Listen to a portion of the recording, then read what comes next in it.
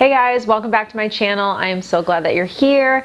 We are talking about narcissism this week, and this is a really important topic, and I feel like I say that actually before all of my videos, but they're all important topics, and this is an important topic as well, because narcissism is something that I don't think we really teach our children about, or I know for me personally, I didn't really know anything about narcissism when I was growing up.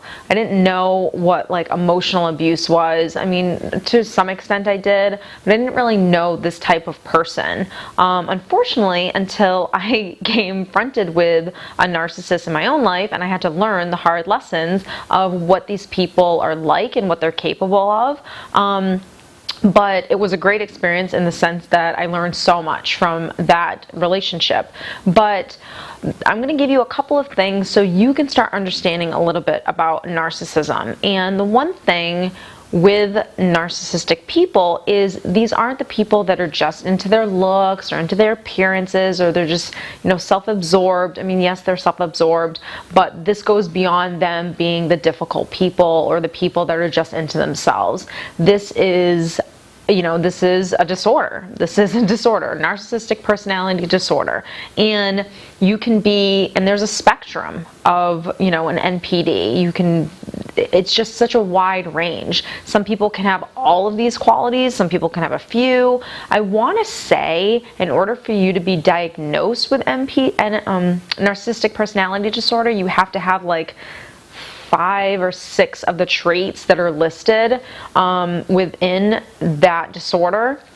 You have to check the box off there for, I want to say like 5 or 6. I think, don't quote me on that. But what I'm going to give you today is just some like warning signs of someone that you might have in your life or come in contact with that is narcissistic. And I am wearing my Get Lost t-shirt in honor of this episode. So let's get started. So the first thing is just kind of that, what everyone thinks about someone that's narcissistic. They have that grandioso kind of personality where they're the most important person in the room, they're the smartest person in the room, and they just think so highly of themselves.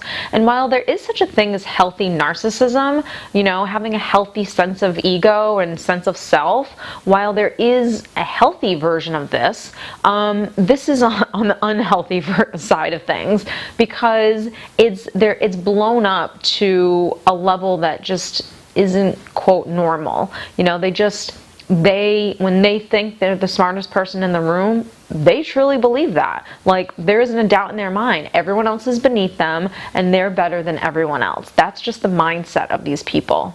The next thing is narcissists need excessive admiration. So because they're so self-absorbed, they need everyone around them to think that they walk on water.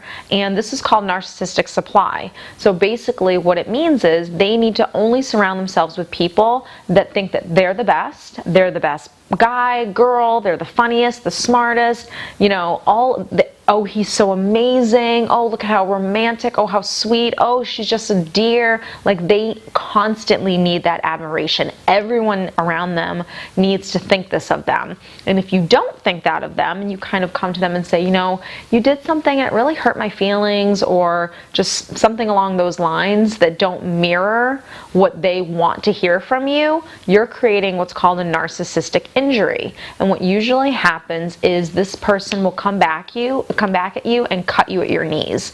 They will say the most hurtful things.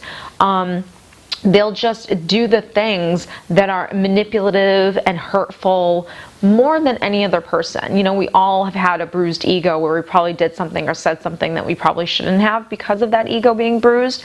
But this goes to like the next level. This goes to you have created a wound inside of me that's so deep that now I'm just going to come back and hurt you tremendously.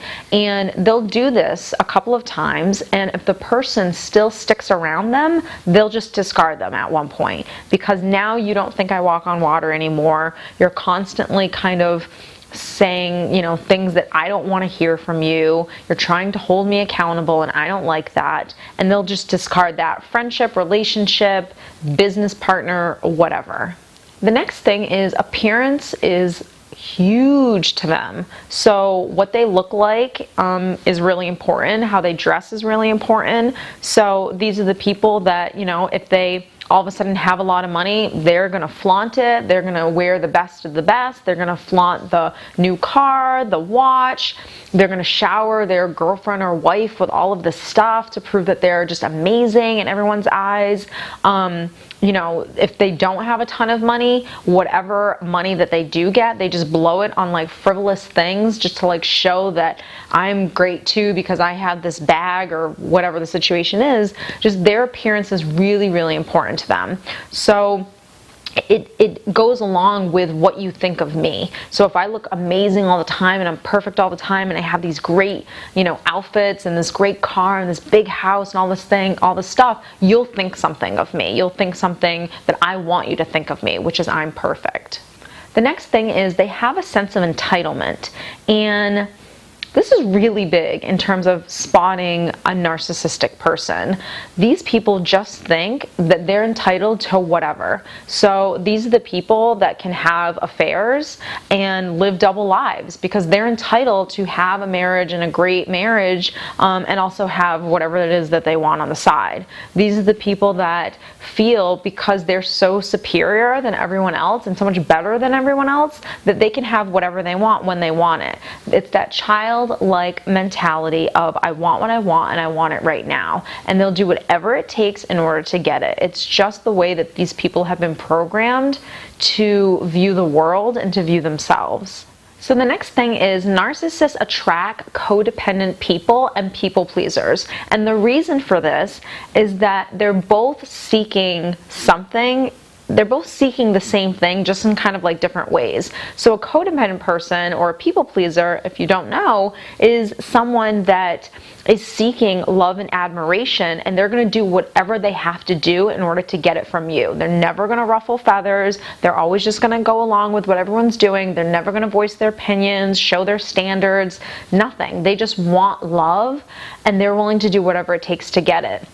And the narcissist is someone that only wants someone to validate them and to mirror back how they view themselves. So a narcissist is someone that wants someone in their life that's going to always think they're amazing, don't hold them accountable for anything, let me do whatever I want because I feel entitled to, and I'm going to just be this childlike person that's just going to do whatever I want, and you're never going to care because you're codependent and you don't ever enforce any boundaries or standards on me. And so it's a lovely blend. So most times in those types of relationships, the reasons why they could fizzle is that the codependent person reaches a point of, okay, I'm done. I'm done with just letting everything go and not saying anything, and they start fighting back a little bit and having standards and showing some or trying to enforce some accountability onto the narcissist, and the narcissist won't like that, and so the narcissist will leave. And they won't like it because that person's not mirroring back that perfection that they want to see in themselves. So that's usually how relationships fade. Or quite frankly, if the codependent is kind of falling off and maybe just not, thinking that the narcissist walks on water as much as that person used to maybe in the beginning of the relationship, the narcissist will immediately go out and get another source of supply, another girlfriend or another boyfriend kind of on the side, and then eventually just ditch that relationship and then, be with that new partner. It's just a continuous cycle with these people. So they attract those types of people, the people that are just insecure, that are looking to be validated until they can get what they want from those people and just discard them.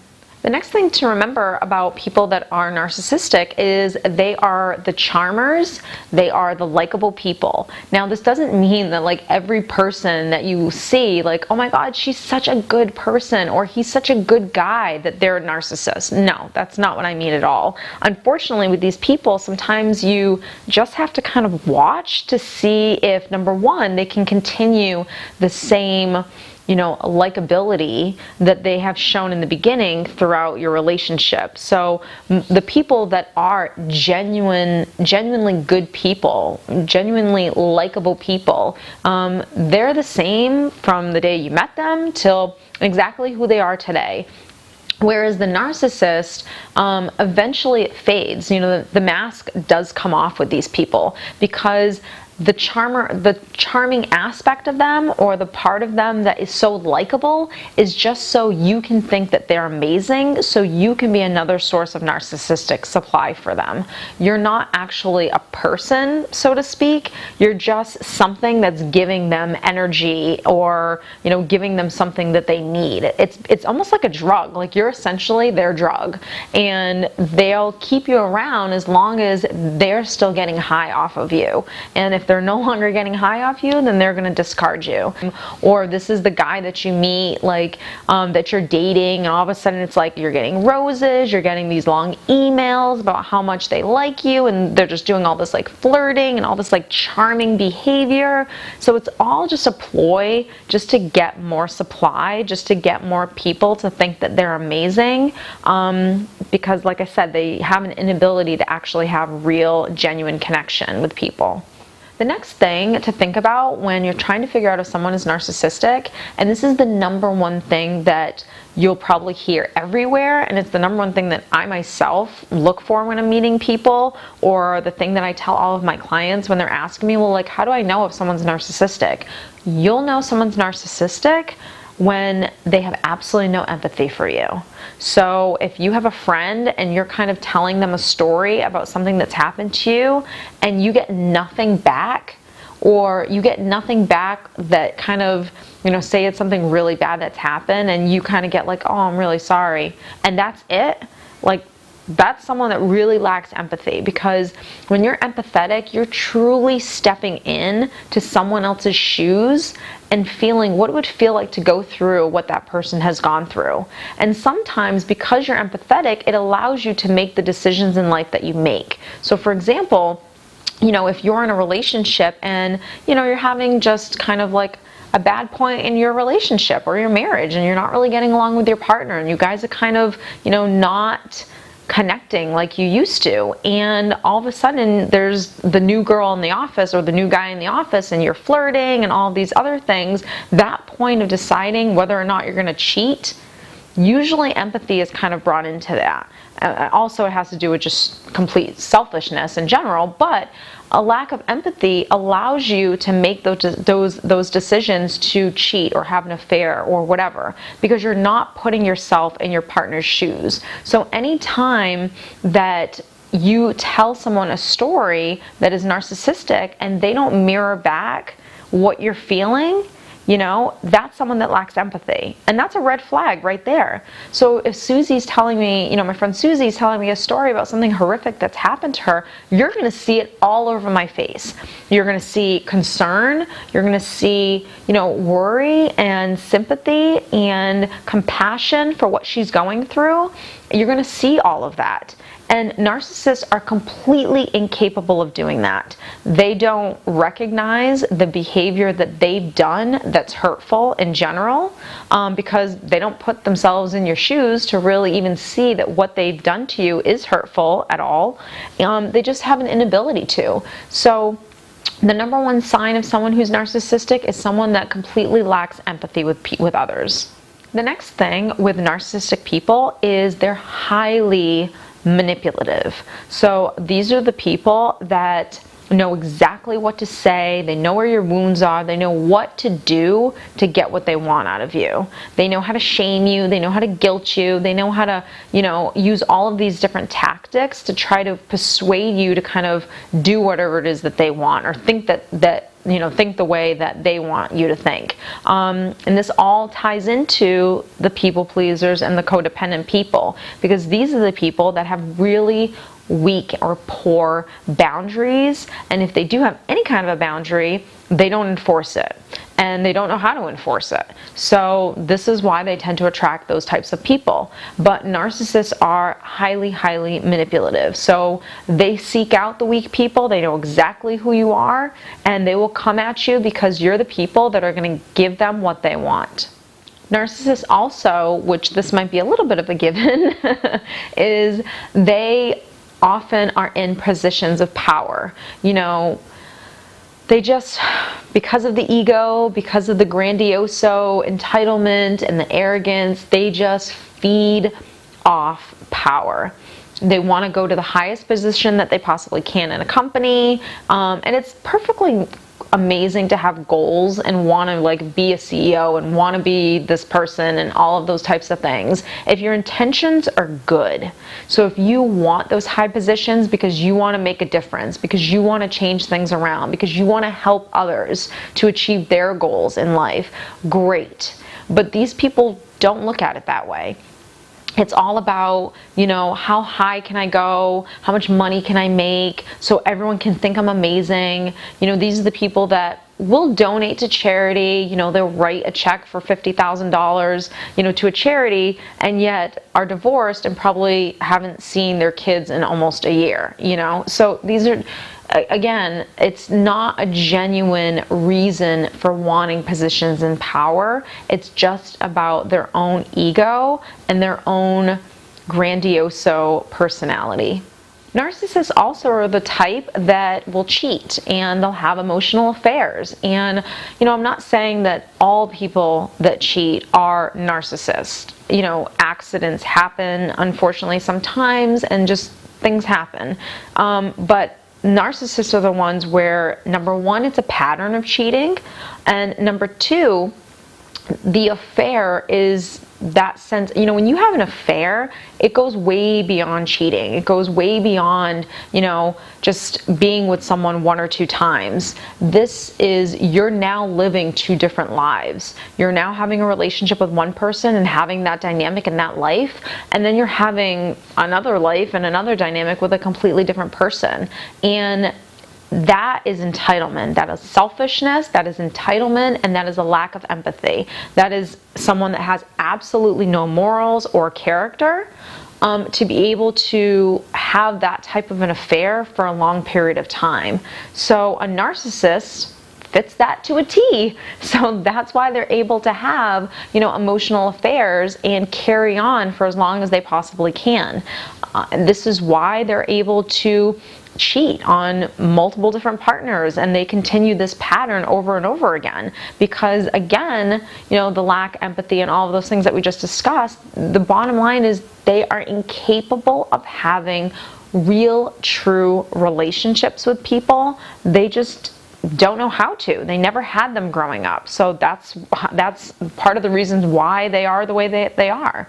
So being able to have these affairs and live different lives, it's, one thing has nothing to do with the other in their mind. So they logically, they know it's wrong, but because they feel that sense of entitlement, they really don't care. And they'll justify it also to you. They'll say, well, if you weren't this way, or if you didn't do this, then I wouldn't have gone and done that. Like that type of manipulation as well. Instead of just sitting in what they did and having accountability for their actions, they don't have it in them. These are also the people that control conversations. So if you've ever been with someone that has some narcissistic tendencies, you will know that you'll have a conversation with them and it immediately goes back to them. I was in a relationship once with a narcissist actually, and we would be having a conversation and he would immediately always say to me, well, hold on, because I have to say something right now, and if I don't say it right now, then I'll forget it. And I was like, oh my God, you weren't even listening to what I was saying. You were just immediately trying to respond, number one, but also just trying to control the whole conversation. And he would just go on and on and on. Like he just wanted to talk. He just wanted to control what was being spoken. And he did that in all kinds of different settings. And in hindsight now I see it, but at the time I didn't really see it so much. but they control conversations. So everything comes back to them. Their opinions are the most important in the room. They need to always have the last word. That's kind of just their mentality. It's how they learned to navigate through life. The thing that's really hard to understand about narcissists is that they have no self-awareness. So they don't always know that what they're doing is wrong, or they don't, not that it's wrong, like logically, a lot of the times they know it's wrong, unless we're talking now about like a sociopath, and that's like on another level, but they just aren't aware of themselves in moment to moment. So like they'll say something that's so ridiculous and hurtful or selfish or entitled, and you kind of like leave the conversation scratching your head like, did they just say that? Like, that's so awful. Like, who could even say that? These are those people. These are the people that just, for whatever reason, they just don't want to be accountable for their actions. They don't care to be. They're just going to move through life and just try to take advantage and manipulate as many people as they can to get what they want out of life. You know, when all else fails with narcissists and they're trying to get you to manipulate, you know, they're trying to manipulate you or something like that, they immediately go from like 0 to 60. Like they just jump into those phrases that we all love to hear, which is, you're crazy, you're imagining that, like that didn't happen, why are you so insecure, you know, if you were secure then that wouldn't bother you, like all of those types of things. And it's all stuff, you're bipolar, whatever the case may be that's being said. The you're crazy is usually the biggest one.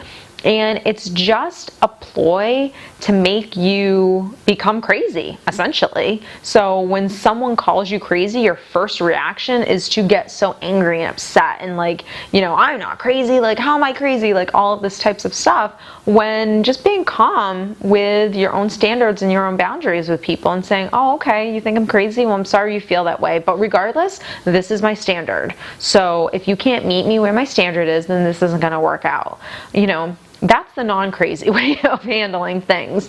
But narcissists just love to call people crazy because what's happening is you're starting to hold them accountable for something and they don't like it. And so they're going to say something to you that's probably going to cut you, you know, or cut you at your knees and get you where it hurts in order for you to actually start being crazy, so to speak, so they can then say, well, this is why I don't want to be with you, or this is why we can't be friends anymore, is because look at how you're acting right now. It's so ridiculous. It's that saying of like, crazy will make you crazy, because dealing with crazy can make you go cuckoo sometimes, because the entitlement and the ego and just how they think is not the norm. And when you come across these people and just the way that they view life, you're like, how can you think like that? Like, it's so weird. And you get angry because you're emotionally invested in the relationship, when in reality, staying calm and cool with, again, your standards and just enforcing those standards and boundaries,